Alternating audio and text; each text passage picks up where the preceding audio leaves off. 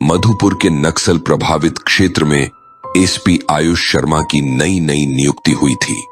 वहां काम करते हुए 2-3 महीने बीत चुके थे और सब कुछ सामान्य चल रहा था। एक दिन अचानक एसपी आयुष शर्मा की नजर एक लोकल समाचार पत्र की चौंकाने वाली हेडलाइन पर पड़ी। हेडलाइन थी डेथ हाईवे, जहां नजर आती है एक खौफनाक चुड़ैल। समाचार ने उन्हें पूरी तरह से चकित कर दिया। उन्होंने तुरंत अखबार को उठाया और पूरी खबर एक बार में पढ़ डाली। समाचार के अनुसार यह घटना उनके अधिकार क्षेत्र के ग्रामीण इलाके में हुई थी, जहां स्टेट का हाईवे नंबर 7 गुजरता था। खबर के अनुसार इस हाईवे पर लगातार दुर्घटनाएं हो रही थीं, विशेषकर रात के समय। पुलिस ने शाम 6 बजे के बाद इस हाईवे पर वाहनों की आवाजाही पर रोक लगा दी थी। स्थानीय लोग भी डर के मारे इस रास्ते से नहीं गुजरते थे। हालांकि पुलिस ने इसे पूरी तरह से बंद कर दिया था ताकि कोई गलती से भी रात के समय इस सड़क पर न चले। इस रिपोर्ट को पढ़कर एसपी आयुष शर्मा चकित रह गए। उन्होंने तुरंत उस एरिया के पुलिस स्टेशन में फोन किया और हाईवे नंबर 7 की स्थिति के बारे में जानकारी प्राप्त की। थाना प्रभारी की पुष्टि से उन्होंने जाना कि अखबार में दी गई सारी बातें सही थीं। थाना प्रभारी की बात सुनकर वे पूरी तरह से स्तब्ध हो गए। थाना प्रभारी से बात करने के बाद एसपी आयुष शर्मा खुद से ही बड़बड़ाने लगे। मैं विश्वास नहीं कर सकता, ऐसा कैसे हो सकता है? एक स्टेट हाईवे इतना खतरनाक कैसे हो सकता है? यह संभव नहीं है कि बिना किसी वजह के इतने सारे एक्सीडेंट्स हो रहे हों। इसके पीछे कोई बड़ी वजह है। शायद कोई गिरोह है जो लोगों को लूटने के उद्देश्य से ये दुर्घटनाएं करवा रहा है। लेकिन इन दुर्घटनाओं में कभी भी किसी की चीजें चोरी नहीं हुई। उनका सामान जस का तस वहीं पड़ा रहता है। वे सोच रहे थे कि क्या ऐसा कोई गिरोह है जो जंगल में गैर कानूनी गतिविधियां चला रहा है और नहीं चाहता कि लोग वहां से गुजरें ताकि उनके काले कारनामे उजागर न हों। क्या ये गिरोह लोगों के एक्सीडेंट करवा रहा है या उन्हें मारकर एक्सीडेंट का स्वरूप दे रहा है? एसपी आयुष शर्मा ने तय किया कि वे इस मामले की जांच खुद करेंगे। उन्होंने ग्रामीण क्षेत्र का दौरा करने का निर्णय लिया और स्थानीय थाना इंचार्ज के साथ स्टेट हाईवे नंबर 7 की जांच की। वे दिन के समय गए ताकि इलाके का सही मुआयना कर सकें, क्योंकि रात के समय यह संभव नहीं था। हालांकि वहां उन्हें कुछ संदिग्ध गतिविधियां नहीं मिली।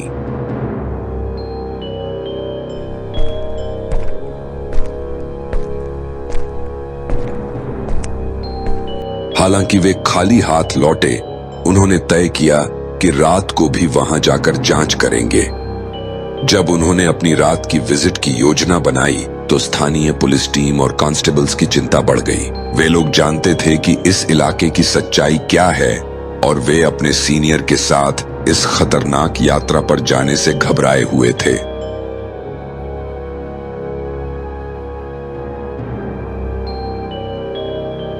शाम ढल चुकी थी और रात के करीब 9 बजे थे। एसपी ने तय किया कि यही सही समय है जंगल में जाने का। जैसे ही उन्होंने यह घोषणा की, वहां मौजूद पुलिस टीम के होश उड़ गए। वे अब सिर्फ अपने सीनियर की चिंता में ही नहीं, बल्कि अपनी जान की चिंता में भी थे। एसपी आयुष शर्मा ने तय किया कि वे अकेले ही रात को हाईवे पर जाएंगे।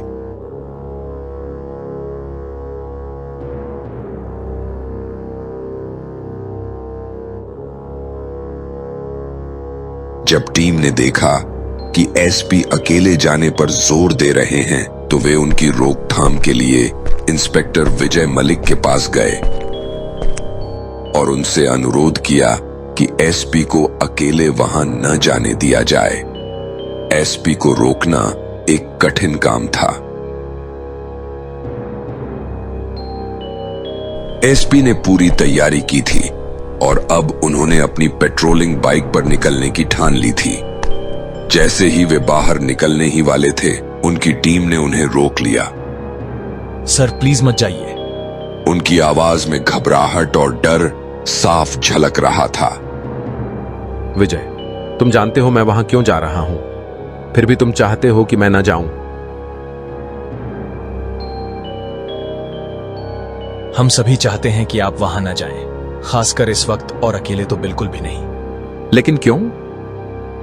इंस्पेक्टर विजय ने पूरी सच्चाई बताने का निर्णय लिया और बताया कि यह जगह वास्तव में बहुत खतरनाक है। प्लीज मत जाइए सर, आप जो सोच रहे हैं वह बिल्कुल भी ठीक नहीं है। पहले भी हमने इस इलाके की गहराई से तहकीकात की है। पिछले एसपी भी इस केस को इसी क्राइम एंगल से देखने आए थे और उनकी जांच भी निराधार साबित हुई थी। उनका एक बड़ा एक्सीडेंट हुआ और वे खुद भी जान गंवा बैठे। कृपया मेरी बात मानिए, मैं आपसे निवेदन करता हूं कि वहां न जाएं। विजय, तुम्हारे कहने से मुझे रोकना मुश्किल है।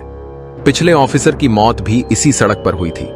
इतना सब होने के बावजूद पुलिस हाथ पर हाथ धरे बैठी रही। तुम मुझे भी रोक रहे हो। क्या तुम्हें नहीं लगता कि यह किसी क्रिमिनल का काम है? अब मुझे मेरा काम करने दो। मैं जाऊंगा और जल्दी वापस आऊंगा। अगर आधे घंटे में लौट कर नहीं आया तो बैकअप भेज देना। यह कहते हुए एसपी ने अपनी बाइक स्टार्ट की और जंगल की ओर बढ़ चले।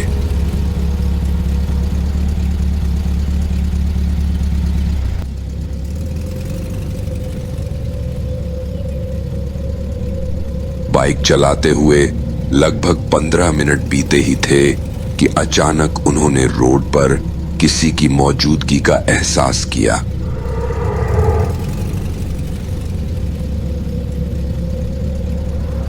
अंधेरा गहरा हो चुका था, इसलिए उन्होंने दूर से स्पष्ट नहीं देखा कि आखिरकार सड़क के बीच में कौन बैठा है।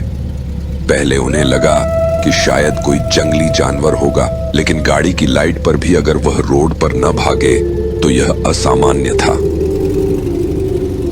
एसपी आयुष शर्मा ने बहादुरी से उस दिशा में बाइक बढ़ाई, लेकिन जैसे ही वे उस चीज के करीब पहुंचे, वह अचानक उनकी नजरों से ओझल हो गई। वे समझ नहीं पाए कि वह क्या था जो सड़क के बीच बैठा था और उनके पास आते ही गायब हो गया।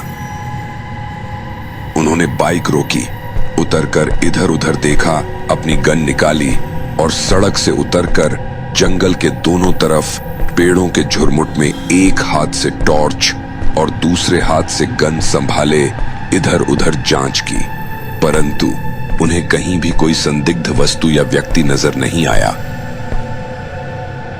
लगता है वह कोई बड़ा जंगली जानवर था जो उनकी बाइक के पास आते ही जंगल में भाग गया।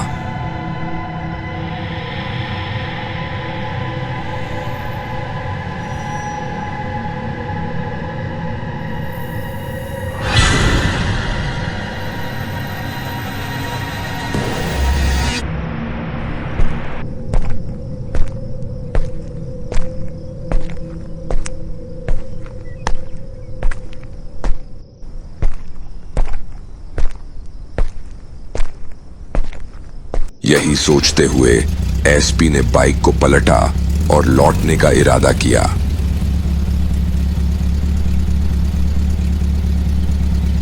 लेकिन जैसे ही उन्होंने बाइक की दिशा बदली, उनकी आंखों के सामने कुछ छोटी बच्चियां खड़ी दिखीं। इस सुनसान और भयानक रास्ते पर इतनी छोटी बच्चियां और वो भी अकेले, यह देखकर एसपी आयुष शर्मा चकित रह गए।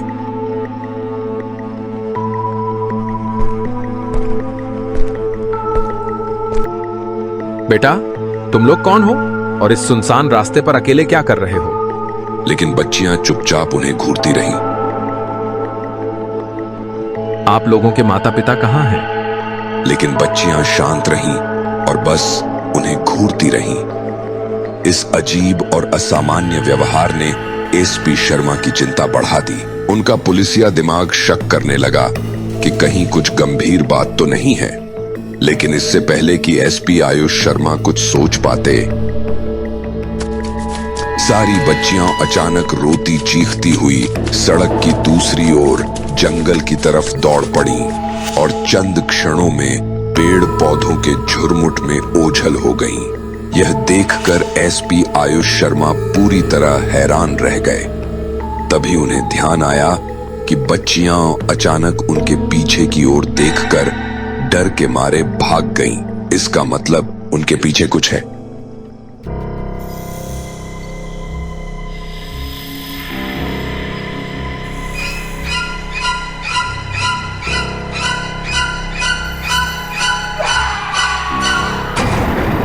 जो दृश्य उनके सामने था उसे देखकर उन्होंने कभी कल्पना भी नहीं की थी।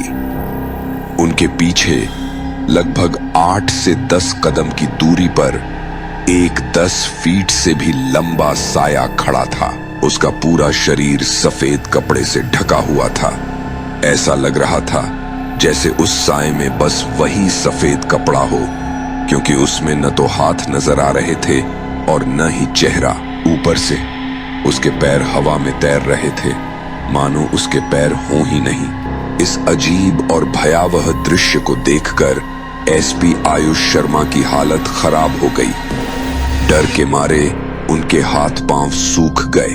उन्होंने समझ लिया कि यह शायद वही अनदेखा डर है जिसकी बात इंस्पेक्टर विजय मलिक ने की थी और जिनकी बातों को इस हाईवे ऑफ डेथ पर हुए एक्सीडेंट्स में जिंदा बचे लोगों ने भी सुनाया था। अब सभी बातें एक साथ एसपी आयुष शर्मा के दिमाग में ताजे हो गईं। लेकिन कहते हैं ना, अब ताए होत क्या जब चिड़िया चुग गई खेत। स्थिति अब और भी कठिन हो गई थी। वह खौफनाक साया जो अभी तक एसपी साहब से 8 कदम की दूरी पर था, अब धीरे धीरे हवा में तैरता हुआ उनकी ओर बढ़ने लगा। एसपी आयुष शर्मा के शरीर में एक करंट सा दौड़ गया। उन्होंने अपने डर को काबू में करने की कोशिश की, लेकिन पूरी तरह से जम गए। उनका शरीर एक तरह से पैरालाइज हो चुका था। उस समय बस उनका दिमाग ही एक्टिव था, जो अपनी आंखों के सामने नाचती मौत को लाइव देख रहा था। मौत के इस खौफनाक दृश्य के बीच एसपी आयुष शर्मा को अचानक गंभीर कार्डियक अरेस्ट यानी हार्ट अटैक हो गया और दर्द से तड़पते हुए वे सड़क पर गिर पड़े और बेहोश हो गए। जब उनकी आंखें खुलीं तो वे सीधे अस्पताल में थे। 2 दिन वेंटिलेटर पर रहने के बाद उन्हें होश आया। अचरज की बात थी कि एसपी आयुष शर्मा को न तो कभी दिल की कोई बीमारी रही थी और न ही पहले कभी हार्ट की समस्या आई थी। इतनी गंभीर स्थिति से गुजरना अपने आप में चौंकाने वाली बात थी। जब उन्होंने होश पाया तो उनके साथ सिर्फ एक कांस्टेबल था। उसकी सूचना पर इंस्पेक्टर विजय मलिक हॉस्पिटल पहुंचे और थोड़ी देर बाद एसएसपी साहब भी वहां पहुंचे। उन सभी को देखकर एसपी आयुष शर्मा चकित रह गए। कैसे हो आयुष? ठीक हूं सर, लेकिन मैं यहां कैसे आया? मैं तो उस हाईवे पर जंगल में था और वह खौफनाक साया, मैं कैसे बच गया? विजय की वजह से। अगर इंस्पेक्टर विजय समय पर पुलिस टीम के साथ वहां नहीं पहुंचते तो आज तुम हमारे बीच में जीवित नहीं होते। लेकिन मुझे समझ में नहीं आता आयुष, जब मैंने तुम्हें वहां जाकर कुछ भी इन्वेस्टिगेट करने से मना किया था और इंस्पेक्टर विजय और बाकी पुलिस टीम ने भी तुम्हें वहां न जाने की रिक्वेस्ट की थी, तो फिर तुमने हमारी बातों को नजरअंदाज करके वहां जाने का फैसला क्यों किया? एसएसपी साहब की बात सुनकर एसपी आयुष शर्मा ने सिर झुका लिया और पूरी तरह खामोश हो गए। उनकी झुकी हुई नजरें और खामोश लहजा यह दर्शा रहे थे कि उन्हें अपने किए पर पछतावा है। मैं जानता हूं आयुष, तुमने क्या सोचा था, लेकिन शायद तुम भूल रहे थे कि हम भी तुम्हारी तरह पुलिस ऑफिसर हैं। जो बात तुम्हारे दिमाग में आई थी वह हमारी भी सोच में थी। फिर भी अगर हम तुम्हें वहां जाने से रोक रहे थे तो इसके पीछे कोई कारण होगा। यह सोचकर तुमने ठीक नहीं किया। लेकिन अब मैं तुम्हें उस जगह की पूरी सच्चाई बताता हूं। लगभग 10-15 साल पहले उस इलाके में कुछ आदिवासी परिवार रहते थे, जिनमें एक औरत भी थी जिसका नाम था वसुंधरा। वसुंधरा जादू टोना, श्मशान पूजा और झाड़ फूंक करती थी, जिससे गांव के लोग उसे मानते थे। लेकिन अचानक एक दिन गांव में एक 8-9 साल की बच्ची गायब हो गई। उसके घर वालों ने उसे बहुत ढूंढा, लेकिन वह कहीं नहीं मिली। अगले दिन जंगल में उस बच्ची की सिर कटी लाश मिली, जिसका धड़ था लेकिन सिर गायब था। धीरे धीरे गांव में छोटी बच्चियों के गायब होने का सिलसिला शुरू हो गया। पहले तो लोगों ने वसुंधरा पर शक नहीं किया, लेकिन बाद में शक गहराने लगा। गांव वालों ने वसुंधरा पर निगरानी रखना शुरू कर दिया और एक दिन उसे रंगे हाथों एक छोटी बच्ची की बलि देते हुए पकड़ा गया। वसुंधरा उन बच्चियों की बलि देकर अमर होना चाहती थी। जब गांव वालों ने उसकी यह हरकत देखी तो वे चौंक गए। उसके घर से लगभग 16 बच्चियों के कटे हुए सिर मिले। गांव वालों ने गुस्से में आकर वसुंधरा को पत्थरों से पीट पीट कर मार डाला और उस जगह को हमेशा के लिए छोड़ दिया।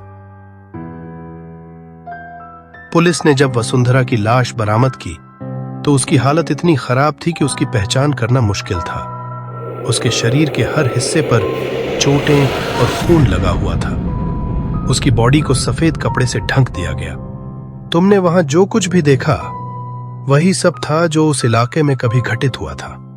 एसएसपी साहब की बात खत्म होते ही एसपी आयुष शर्मा ने समझ लिया कि उस एरिया का सच बहुत ही डरावना और भयानक था।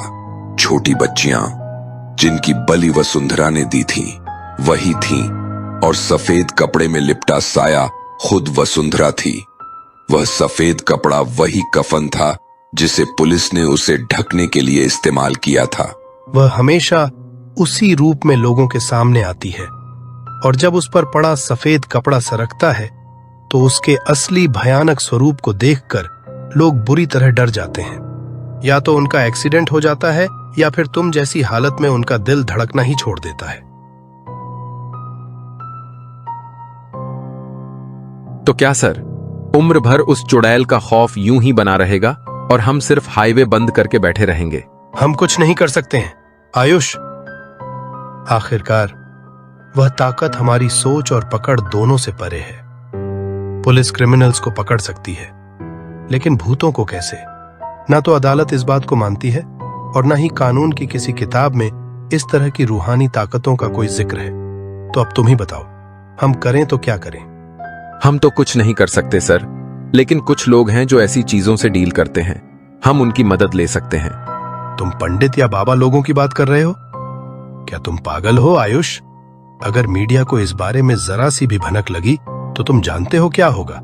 मैं किसी फकीर या बाबा की मदद लेने की बात नहीं कर रहा। मैं तो पैरानॉर्मल एक्सपर्ट से सलाह लेने की बात कर रहा हूं।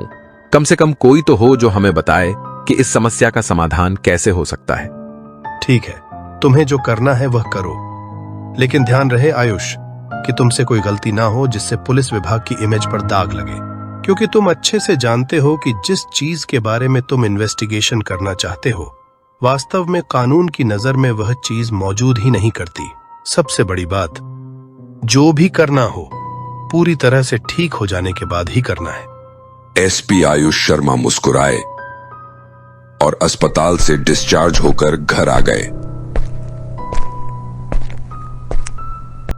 घर पहुंचते ही उन्होंने अपनी ड्यूटी ज्वाइन की और सबसे पहला काम किया वसुंधरा के केस को रीड करना। उन्होंने 10-15 साल पुरानी फाइलों के बीच दबी दीमक लगी वसुंधरा की केस फाइल को निकाला। उस फाइल में सब कुछ बिल्कुल वैसा ही था जैसा एसएसपी साहब ने बताया था। एसपी आयुष शर्मा थोड़ी देर सोच में डूबा रहा, लेकिन तभी उसके मुंह से एक नाम निकला, राजेश। उसके कॉलेज के दोस्त। राजेश खुद पैरानॉर्मल एक्सपर्ट नहीं था, लेकिन उसके पिता पंडित कृष्ण मोहन जी अमरावती के एक जाने माने एस्ट्रोलॉजर हैं। वे शायद इस मामले में हमारी मदद कर सकते हैं। एसपी आयुष शर्मा ने तुरंत राजेश को फोन किया और उसे सारी स्थिति बताई। राजेश ने तुरंत अपने पिता पंडित कृष्ण मोहन जी से संपर्क किया। पंडित कृष्ण मोहन जी ने मेरी पूरी बात सुनी और उसी दिन हमारे यहाँ पर आने का फैसला किया। उन्होंने बताया कि 2 दिन बाद अमावस्या है, और उसी दिन कुछ रिचुअल्स यानी धार्मिक क्रियाएं करनी हैं।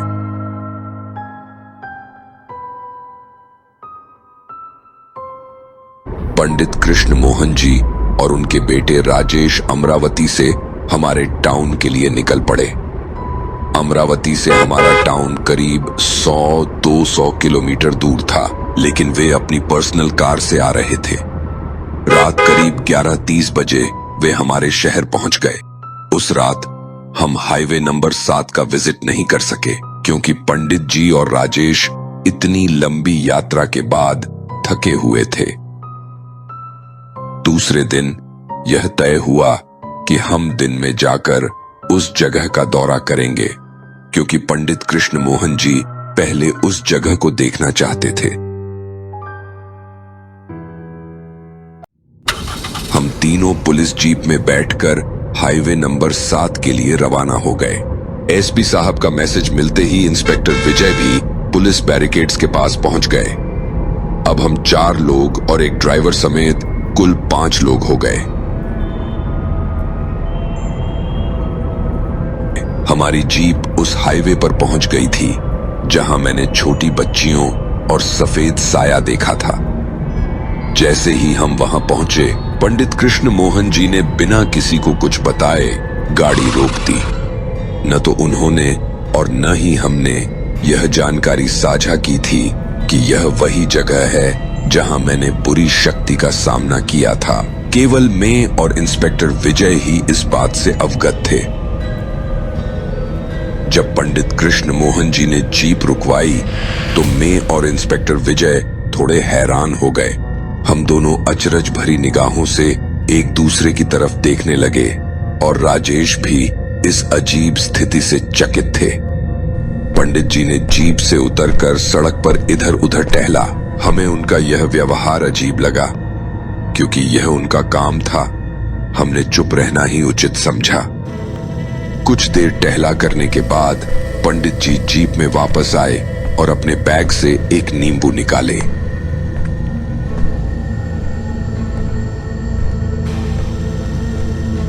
उन्होंने उस नींबू को अपनी मुट्ठी में भरकर हाईवे के बीचों बीच जाकर खड़े हो गए और अपनी आंखें बंद करके मंत्र जाप करने लगे। उनके होठ हिल रहे थे, लेकिन शब्द स्पष्ट नहीं सुनाई दे रहे थे। लगभग 5 मिनट तक मंत्र जाप करने के बाद जब उन्होंने अपनी मुट्ठी खोली तो नींबू का रंग एकदम लाल हो चुका था।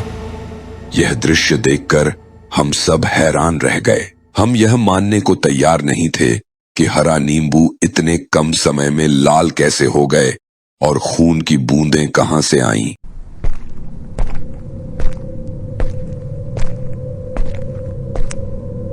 पंडित जी ने फिर जीप में बैठकर ड्राइवर से कहा, हमें तुरंत निकलना चाहिए।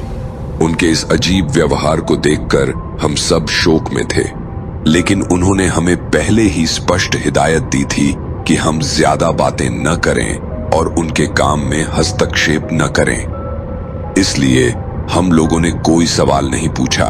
जब हम उस एरिया से बाहर निकल आए तो मैंने हिम्मत करके पंडित जी से पूछा, क्या हुआ अंकल, सब ठीक तो है ना? कुछ भी ठीक नहीं है आयुष। वह जगह हद से ज्यादा हंटेड है और वहां कई सारी बुरी आत्माओं का वास है। वह औरत जिसका तुमने जिक्र किया था एक डायन थी, जिसने अपनी जिंदगी में 16 निर्दोष बच्चियों की बलि दी थी। सोचो, मौत के बाद उसकी रूह कितनी भयानक हो गई होगी। उस एरिया से आने वाली नेगेटिव वाइब्स से यह तो तय हो गया है कि वह औरत अब भी अपनी मुक्ति नहीं चाहती। वह सारी गतिविधियों को जारी रखना चाहती है। उनकी बातों से डर के मारे मेरी हम तीनों की सिट्टी पिट्टी गुम हो गई। वह डायन अपनी मौत का बदला लेना चाहती है, हर उस इंसान से जो उसके एरिया से होकर गुजरता है। क्या उस डायन की आत्मा को नियंत्रित करने का कोई तरीका नहीं है? अगर वह मुक्त नहीं होना चाहती तो इसका यह मतलब तो नहीं कि इस हाईवे से गुजरने वाला हर व्यक्ति हमेशा के लिए उसके डर का सामना करता रहे। यहां के लोग तो इस रोड की सच्चाई जानते हैं, लेकिन बाहर से आने वाले लोग अनजान होते हैं और आए दिन रोड एक्सीडेंट्स का शिकार हो रहे हैं। हमें इन सब चीजों को रोकना है, किसी भी हालत में। मैं तुम्हारी बात समझ रहा हूं आयुष, लेकिन उस डायन की आत्मा की ताकत इतनी बढ़ चुकी है कि किसी भी क्रिया के द्वारा उस पर नियंत्रण करना नामुमकिन है।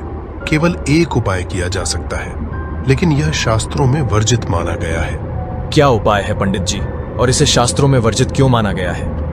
इस उपाय को कीलन क्रिया कहते हैं। जब कोई आत्मा मुक्ति के मार्ग पर अग्रसर नहीं होना चाहती और प्रेत योनि में रहकर लोगों को परेशान करती है, तब इस क्रिया का प्रयोग किया जाता है। इसमें मंत्र, तंत्र और यंत्र की शक्ति से आत्मा को बांध दिया जाता है, जिससे आत्मा बाहर निकल नहीं पाती।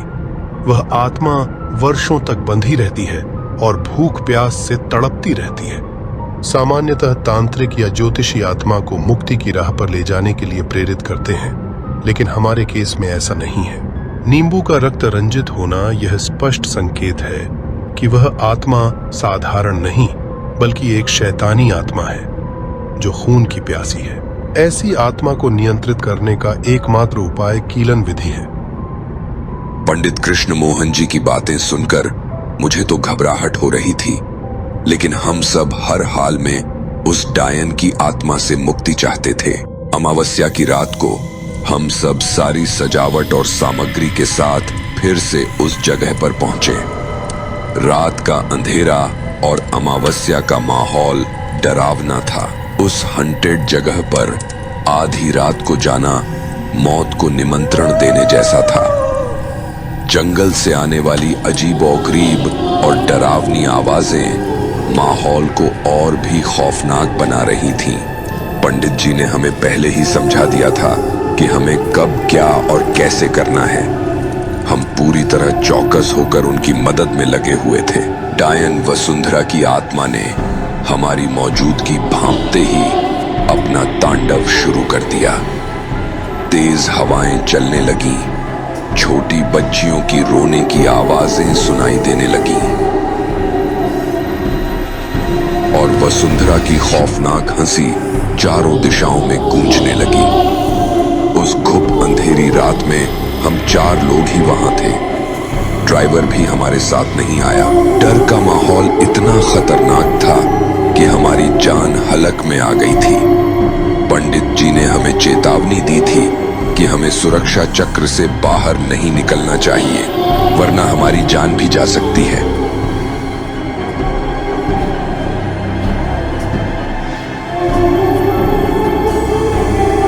डायन की आत्मा ने हमें डराने के लिए कई प्रपंच रचे, हमारे सामने मौत का दृश्य दिखाया और चारों ओर चीख पुकार मचाई। हमें लगा कि हम यहाँ से भाग जाएं, लेकिन हम एक दूसरे का हाथ पकड़े और पंडित जी के बनाए सुरक्षा चक्र में छिपे रहे। पंडित जी ने बिना घबराए मंत्र जाप और हवन जारी रखा।